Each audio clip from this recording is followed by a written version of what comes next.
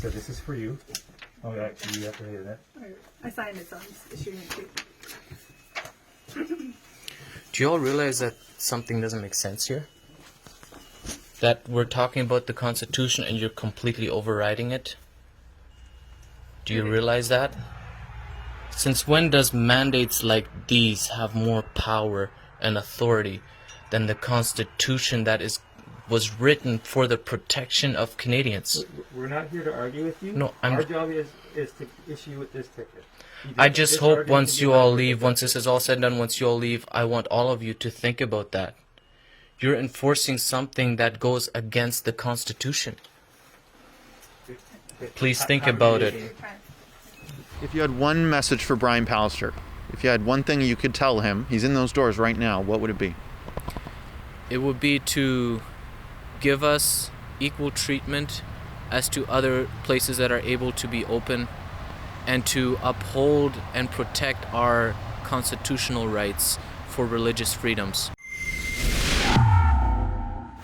Keean Bexte for Rebel News, outside of the legislature in Winnipeg, Manitoba. Inside of that legislature is the tyrant, or premier, known as Brian Pallister. You know, the one that takes vacations to Costa Rica during global pandemics, you know, that sort of thing. If you break the public health rules, there's a good chance you might get your name mentioned on TV. I'm here today because I have a few questions to ask him, and I have an individual who lives in Steinbach, Manitoba, who just got ticketed by his government for, well, you know, going to church, just the usual things that people in Manitoba now get ticketed for. They also are getting fines, businesses at least, for selling non-essential items, which is something that we actually just bought. We went into a Walmart that I won't tell the location because I'm sure Brian Pallister would just love to send his Gestapo to that Walmart to find them.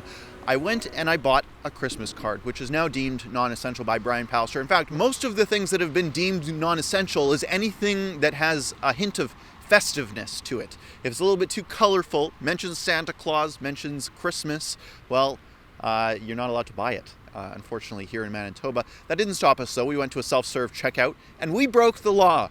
And we're here today to deliver this little Christmas card of good wishes to Brian Pallister and also to ask him a few questions, namely why his government published a list of businesses that he deemed broke the law. Now, I don't know how much you know about the legal process here in Canada, but something that should not be done, can never be done, is the executive branch determining who is and who is not guilty. That's a job for the judicial branch. The executive branch sure might have some powers in setting laws, but they're not allowed to say, you're guilty, you're guilty, you're guilty. It taints the judicial process, but that didn't stop Brian Pallister. His vindictive thuggishness had his government publish a list to the media of businesses who he thinks broke the law.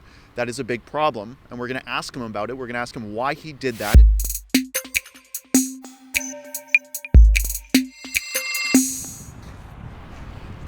Unfortunately, security here, they didn't really want us in there. They said that they would take our information and give it to the government, who would then make the decision whether or not we were allowed in the building for the COVID briefings and also for ins and outs as the House is sitting. As the House is sitting and members come in and out, that's typically what reporters do. They ask questions. At least that's what we're allowed to do in Alberta. Whether or not the government is going to be keen to answer any of my questions here remains to be seen. They say they'll get back to me. We're going to be in Winnipeg as long as it takes, though.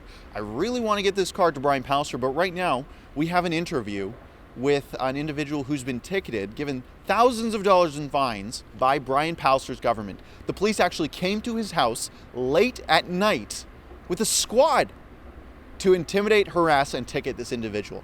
Check this out.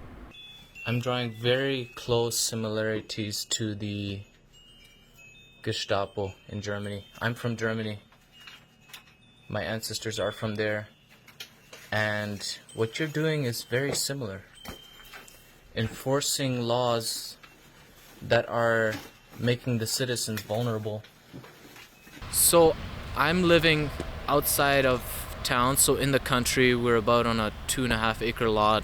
It was about 7 p.m. It was dark out. We only have a lantern in the middle of the yard type of thing. So I'm in the house by myself, and all of a sudden I see 4 vehicles pulling up on the highway slowly.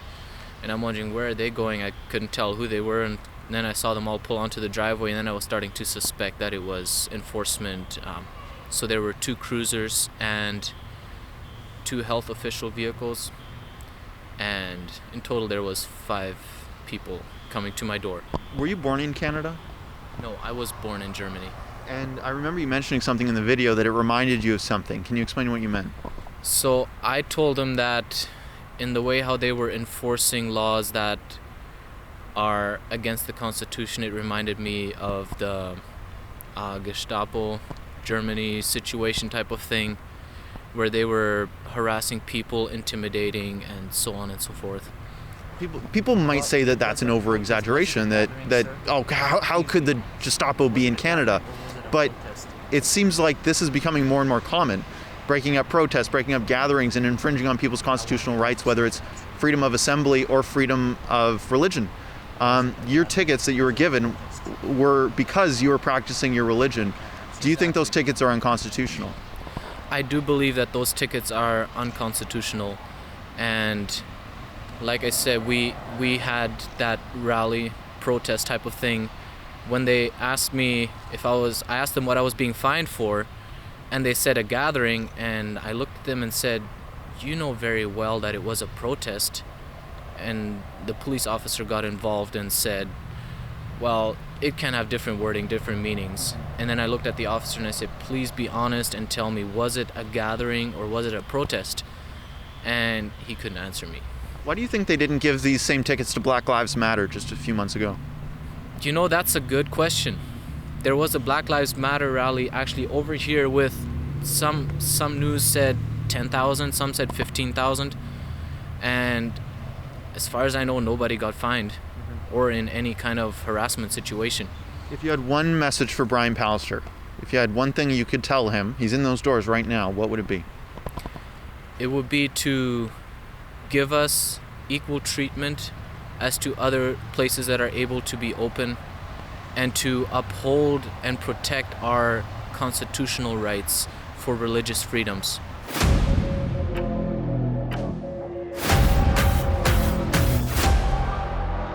Hey, thanks so much for tuning into our coverage here at Rebel News. Be sure to like and subscribe as usual. And if you've done that already, ring the notification bell so you can stay up to date with all of the news as it happens.